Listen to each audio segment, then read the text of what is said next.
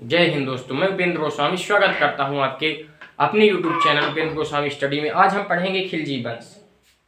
हमने पढ़ा था गुलाम वंश, कंप्लीट हो गया था। हिस्ट्री का नया कॉन्सेप्ट है खिलजी वंश। तो चलिए हमारे साथ नोट करते चलिए, साथ में नोट करते चलिए। खिलजी वंश जिनका अलाउद्दीन फिरोज खिलजी जिसका संस्थापक बनता है। अलाउद्दीन खिलजी ने गुलाम वंश के अंतिम राजा अंतिम कैमुर्स की हत्या कर दी। इसके बाद जलालुद्दीन फिरोज खिलजी वंश का संस्थापक बनता है और गद्दी पर बैठता है। तो 1290 से 1296 तक जलालुद्दीन फिरोज खिलजी, इसके बाद 1296 से 1316 ईस्वी तक अलाउद्दीन खिलजी। इसके बाद इसका बेटा फिरोज खिलजी बनता है शासक। देखिए चलिए हम विस्तार से पढ़ते हैं खिलजी वंश के बारे में, क्या कैसे फैक्ट है। आराम से देखिएगा, आराम से नोट करिएगा, आराम से समझिएगा। तो खिलजी वंश के बारे में हम पढ़ते हैं। गुलाम वंश अपना कंप्लीट हो गया था वीडियो में। आज की क्लास है खिलजी वंश के बारे में।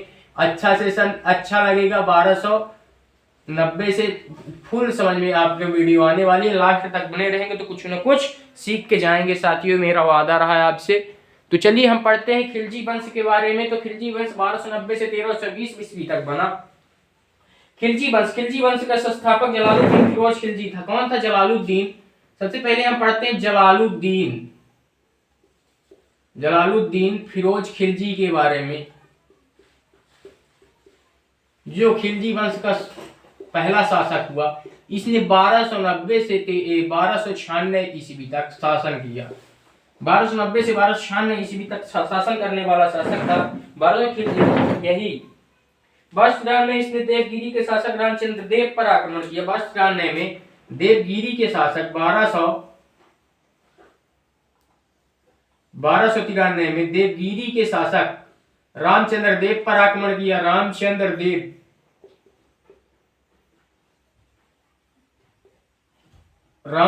देव पर आक्रमण किया इसने।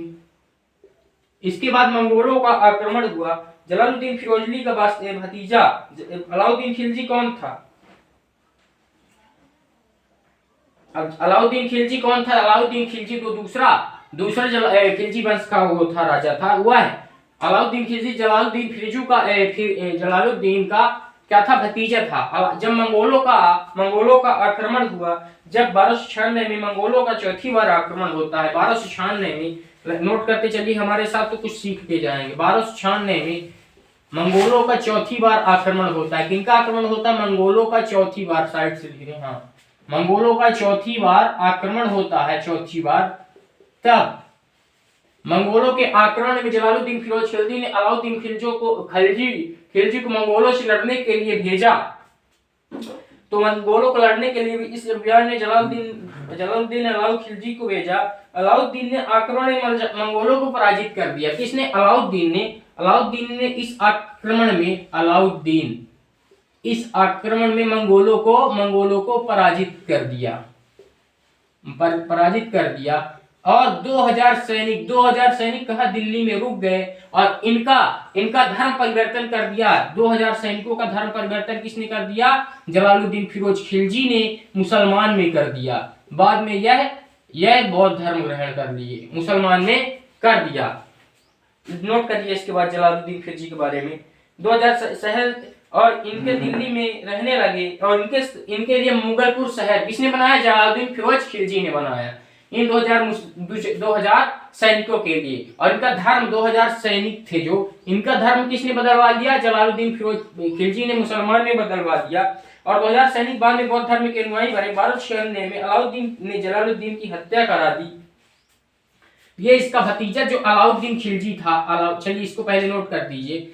1296 में अलाउद्दीन ने जलालुद्दीन की हत्या करा दी और 1296 में गद्दी पर बैठता है। इसको नोट कर लीजिए। इसके बाद अलाउद्दीन के बारे में हम पढ़ते हैं। तो 1296 में अलाउद्दीन ने जलालुद्दीन मोहम्मद की हत्या करा दी और जलालुद्दीन फिरोज खिलजी की हत्या करवा दी और गद्दी पर सुल्तान के रूप में बैठा। संस्कृत के जोधपुर अधिवेशन में इसका तुलना देवता से की गई है।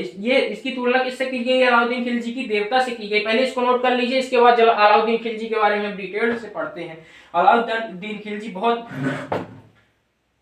महान संस्थापकों में था। इसने जब आया तो कई परिवर्तन किए अपने इसमें सल्तनत में। यह दिल्ली सल्तनत में स्थायी सेना रखने वाला प्रथम सुल्तान था और इसी ने सेना को नगद वेतन देने की शुरुआत की और घोड़ा दागने की प्रथा इसी ने शुरुआत की।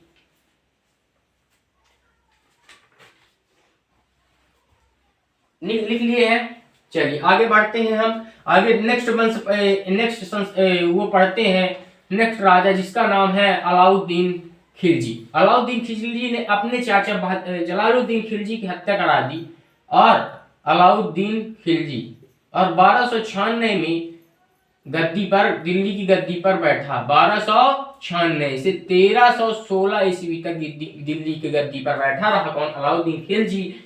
इसको देवता से तुलना की गई है। देवता से तुलना किसी की गई है? अलाउद्दीन खिलजी ने। इसने नगद सैनिकों को नगद वेतन देने, सैनिक नगद वेतन, घोड़ा दागने की प्रथा, वेतन देने, घोड़ा दागने की प्रथा, घोड़ा को दागने की प्रथा,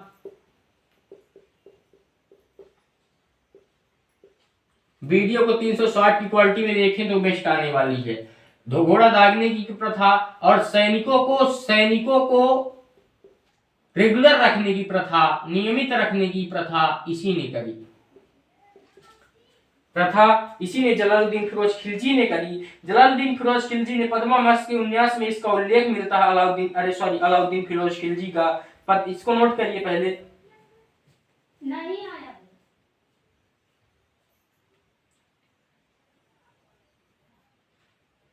1298 ईस्वी की बात है। 1298 ईस्वी में गुजरात अभियान पर गया। गुजरात अभियान पर गया। कहां गया? गुजरात अभियान पर गया और इसने एक अपने सेनापति को खरीदा जिसका नाम मालिक कफूर था। किन्नर को खरीद के लाया था। कितनी रुपया देकर? 1000 में मालिक कपूर, 1000 में इसने 1000 में मालिक कपूर किन्नर को खरीदा। किसको खरीदा? मालिक कपूर किन्नर को खरीदा। बाद में है इसका सेनापति बना। ये कौन था? एक किन्नर था। बाद में है इसका सेनापति बनता मालिक कपूर किन्नर। और मालिक कपूर किन्नर को खरीदा, इसीलिए इसे 1000 दिनारी, इसको क्या कहते हैं? 1000, मालिक कपूर को 1000 दिनारी के नाम से जानते हैं। 1000 दिनारी नोट करिए। ये पूछा जाता है, अक्सर पेपर में पूछा जाता है कि किसने, मतलब मालिक कपूर किन्नर को किसने खरीदा और कितने रुपए में खरीदा? तो 1000 रुपए में। इसको 1000 दिनारी के नाम से जानते हैं। 1306 में अलाउद्दीन खिलजी ने अपना साउथ इंडियन मिशन की शुरुआत की। नोट कर लीजिए।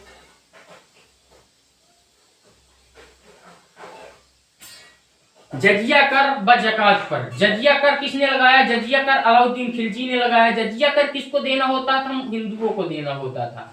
और मुसलमानों को क्या देना होता था? जकात कर देना होता था। ये आप कंसेप्ट क्लियर करिए। मुसलमानों को जकात, जजिया कर हिंदुओं को देना होता था। ये नोट करिए, नोट कर लीजिए।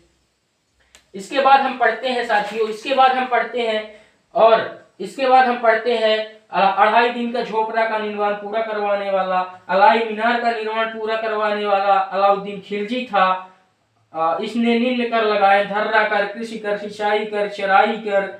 2.5 दिन के अलाई दरवाजा का निर्माण पूरा करवाया, सीरी का मिला पूरा करवाया, हौज खास का पूरा करवाया। 1316 में अलाउद्दीन खिलजी की मृत्यु हो गई और इसका मकबरा दिल्ली में स्थित है। क्या कब मृत्यु हो गई है इसकी? 1316 ईस्वी में मृत्यु हो जाती है और इसका बेटा गद्दी पर बैठता है। इसकी समाधि कहाँ स्थित है? दिल्ली में स्थित है। ये अलाउद्दीन खिलजी के बारे में नोट कर लीजिए। इसके बाद हम एक छोटा सा टॉपिक बचा है जो इसका कमबख्त बेटा मुबारक शाह खिलजी आता है। 1316 से 1320 ईस्वी में महिलाओं के कपड़े पहन के दरबार में आ जाया करता था या कभी कभी बिना कपड़े के भी आ जाया करता था। यह खुद को खलीफा घोषित करने वाला दिल्ली का एकमात्र शासक था।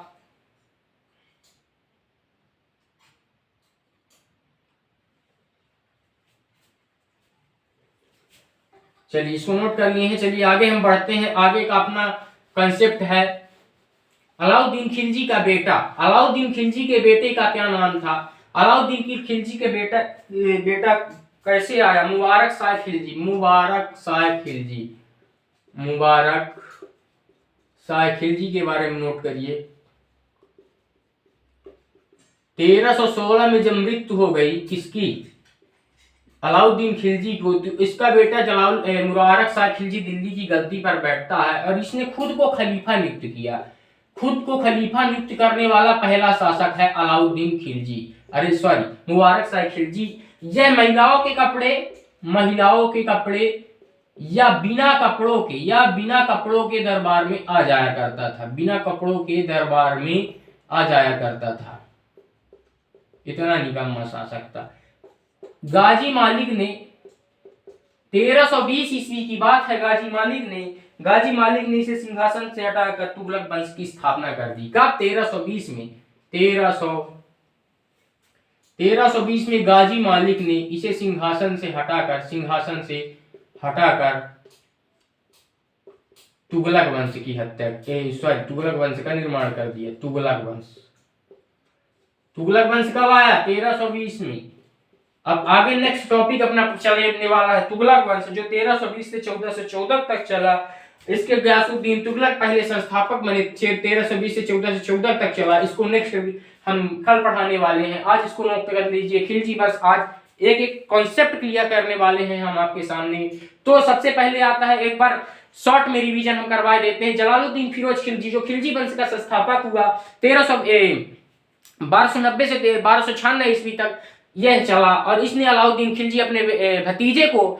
अपने भतीजे को मंगोलों के चौथी आक्रमण में भेजा और इसका बेटा भतीजा अलाउद्दीन खिलजी ने मंगोलों को पराजित कर दिया। इसके बाद बात करें तो जलालुद्दीन